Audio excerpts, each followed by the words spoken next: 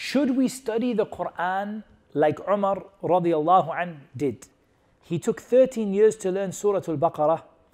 Or should we do it how we memorize, one after one? How or what or where do we implement? Okay, the first thing you have to understand about Umar memorizing Surah Al-Baqarah over 13 years, radiallahu anh, is that the Quran was being revealed in stages in the first place. So in the first place, the Quran was not available for the Sahaba to learn in one go. This is the first thing. Even so, there's no doubt that Umar took, and the Sahaba in general, took a long time to memorize the Quran. One of the things they used to do is they would not go beyond 10 ayat without learning the meaning and putting them into practice, and then memorize 10 more. What should we do in this day and age? I think the difference again comes down to the difference between the older person and the younger person. The older person, I think, can be closer to this methodology in terms of take your time to memorize the Quran and learn what it means. As for the young children, we should take advantage of their memory, and we should take advantage of the fact that they have not yet reached the age of puberty, for example, and that they are able to memorize large amounts at once, and let them memorize the Quran surah by surah, page by page. As for the adults, as we said, you cannot just do memorization page by page, it will not stick. You have to do memorization and understanding. But at the same time, how deep do you want that understanding to be? In the beginning, if your aim is to memorize, then you just need enough understanding to help you to be able to memorize and to help you to be able to put it into practice, inshallah. So I think that with an adult, it's closer to the methodology that we hear from the likes of Umar radiallahu anh. Not necessarily 13 years, but taking your time and building understanding in there. But with children, very young children, I think the young children should be taught the Quran, parrot fashion, so to speak, and just surah after surah, because they have the ability to do that, and they can learn the understanding over time. But that time, that golden age for memorization, it doesn't come back again. And you only have it at one time. Like Ash-Shafi'i said in another beautiful line of his poetry, he said, شَكَوْتُ لِوَقِيعَ سُوءَ حِفْظِي فأرشدني إلى ترك المعاصي وأنبأني بأن علم الله نور وأن نور الله لا يعطاه عاصي. He said, I complained to Waqi' about my bad memory. So he instructed me to leave sinning. And he told me that the knowledge of Allah is light, and the light of Allah is not given to a sinner. And this is why children memorize so easily, because they don't have sins that block their brains from memorizing. As for us, we can memorize with lots of tawbah and istighfar. But this is the light of Allah. The light of Allah, He doesn't give it to the fasiq. He doesn't give it to the evildoer. He doesn't give it to the disobedient one. Allah Azza wa Jal doesn't give His light to those people. So you have to purify your heart for your heart to be suitable to hold the ayat of Allah. Otherwise, your heart will not be able to hold it. Your heart will be like the sieve. You put the ayah inside and it falls out of the bottom.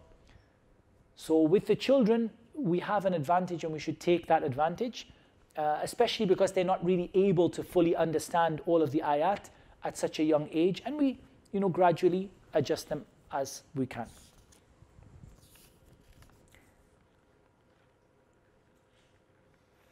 Children after puberty, in terms of hifth, it's not like on and off. It's not like the day they reach puberty, you stop making them do hifth and you just make them do understanding, but it's a sliding scale.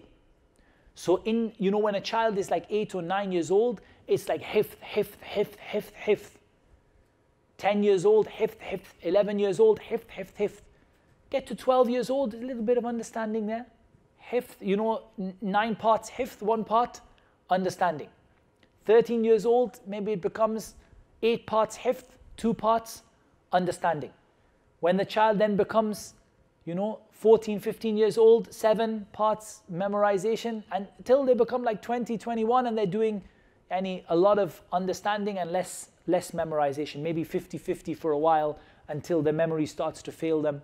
Maybe they reach 25, 30 years old, the memory is starting to, it's not as sharp and quick as it was, in which case you can start going a bit into understanding. But it's not like when the child reaches puberty, you stop them doing memorization, but just you have to try to slide the scale according to the child's ability to understand.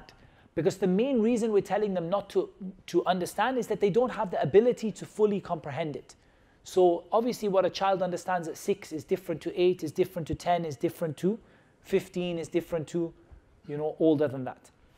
I think those are the main points. I mean, subhanAllah, the questions on the papers were really, really good, but subhanAllah, they were difficult to answer quickly. Allahumma musta'an. Do the brothers have any quick questions before we wrap up, inshallah? Yes. It's not a question, but I would like to pick your brain on something. Okay. Since we're talking about knowledge and whatnot.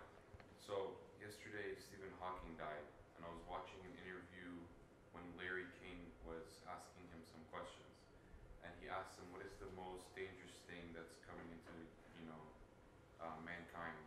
He's like, the illusion of knowledge. And then he asked him right after that. He was like, "Who's your greatest hero?" And then he was like, "Galileo." And that's so ironic because, he was talking about Galileo was always looking at the stars. And, Stephen Hawking was saying everything happens through the Big Bang and science and whatnot. And I was just really bewildered by that because here you have someone that's so knowledgeable about everything, but he doesn't realize that Galileo just plagiarized everything and didn't have like a lot of correct knowledge in terms of astronomy. So I don't know, I just wanted to pick your brain on that, because how can someone so smart make such an ironic statement where he can be like so wrong? I think even more than that, the question is, how can someone so smart be so foolish not to believe in Allah? Allah subhanahu wa ta'ala said in Surah Al-Rum, يَعْلَمُونَ ظَاهِرًا مِنَ الْحَيَاةِ الدُّنْيَا. They know what is apparent from the dunya. So they have a lot of knowledge about what is apparent in the dunya. But when it comes to the akhirah, they are ghafilun, they don't. And Stephen Hawking is very interesting, actually. The reason he's so interesting is he's swapped between being atheist and believing in God, like he flicks on and off. And it just shows you that atheism isn't built upon knowledge. Because for a while he was atheist, he said that, science will give us the answers and all of that stuff.